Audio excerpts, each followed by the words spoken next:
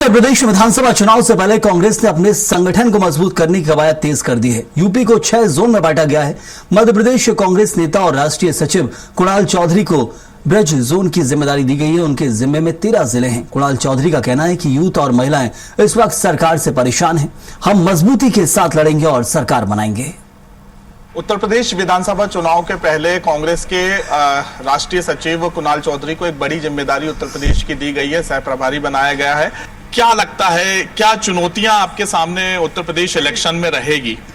देखिए, सीधे तौर पे जो प्रचार प्रसार और भ्रष्टाचार की सरकार चल रही है, जो कर्ज क्राइम और करप्शन की उत्तर प्रदेश के अंदर सरकार चल रही है, जिस तरीके से आपने देखा होगा आतंक का साया वहां पे है, किसान प्रताड़ित है, नौजवान बेरोजगार घूम रहा है और हर वर्ग जिस तरीके से प्रताड़ित है और प्रशासन जिस तानाशाही के साथ काम कर रहा है। और सरकार का काम क्या है? कर्ज लो, क्राइम कराओ और करप्शन करो। क्योंकि एक बड़ा राज्य है और बड़े राज्य की अगर हम बात करें पिछले कुछ इलेक्शनों की, तो कांग्रेस जो है 1-2 सीट में ही सिमट जाती है। अब क्योंकि जैन जी के प्रोटेस्ट के बाद युवाओं को साधने की राजनीति शुरू हो चुकी है। राहुल गांधी लगातार संवाद कर रहे हैं। उधर मोहन भागवत से लेके देश के प्रधानमंत्री अमित शाह, संघ और संगठन के लोग भी जो है अब वो मैदान में उतर चुके हैं। राहुल गांधी जी उन युवाओं की आवाज और अधिकार की बात पिछले 5 साल से ज्यादा समय से तो एक टी शर्ट पहन के उठा रहे हैं। लगातार उनके लिए कदम चाल करके संघर्ष कर रहे हैं, उनके अधिकार की बात करने का काम कर रहे हैं। आज भी झारखंड में भी सरकार को सीधे सीएम को लेटर लिखा उस प्रोटेस्ट के पक्ष में। तो आपने दिल्ली के जैन जी के प्रोटेस्ट को देखा होगा और उसकी बात को उठाने के लिए ताकत के साथ लड़ने आरएसएस सब संवाद करी। संवाद की क्या जरूरत है? आरएसएस तो आती है ना, हर बार चुनाव के बाद एक आता है कि लाठी पहन के लेके आता है, चड्डा पहन के आदमी आता है और बोले पलट के चला जाता है। अब जब युवाओं पे प्लेनेट गन चला तब आरएसएस कहां था? जब वो आंदोलन कर रहे थे तब आरएसएस कहां था? वो किसान जो वहां पे तो यूपी के अंदर आंदोलन कर रहा है, वो तब आरएसएस कहां है?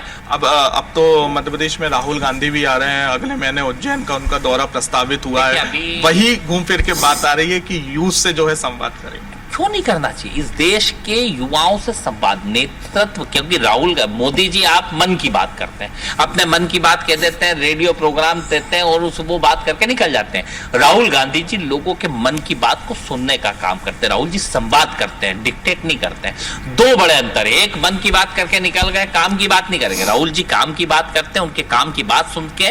और राहुल जी का काम है कि सुने, कहेगा भारत, सुनेगा राहुल। इस देश के अंदर एक थीम है कि राहुल गांधी सुनते हैं, उनकी बात को उठा के संसद के अंदर अपनी बात को रखते हैं और युवाओं के अधिकारों की बात को ताकत से रखने का काम करते हैं। केंद्रीय नेतृत्व ने युवाओं पर भरोसा जताया है। मध्य प्रदेश में भी हम देख रहे हैं कि 2023 के विधानसभा चुनाव हारने के बाद जीतू पटवारी और उमंग सिंगार को एक बड़ी जिम्मेदारी दी गई थी।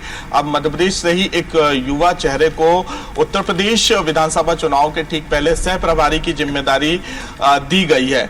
इससे कितना फायदा कांग्रेस को होगा ये तो चुनाव के बाद परिणाम में ही स्पष्ट होगा। लेकिन हाँ, ये कह सकते हैं कि दोनों ही राजनीतिक जो बड़े दल हैं वो युवाओं को साधने की कवायद उन्होंने शुरू कर दी है। और इसी के साथ राहुल गांधी का भी मध्य प्रदेश का जल्द दौरा देखने को मिलेगा। कैमरामैन मोहित के साथ कुलभूषण सक्सेना, स्वराज एक्सप्रेस।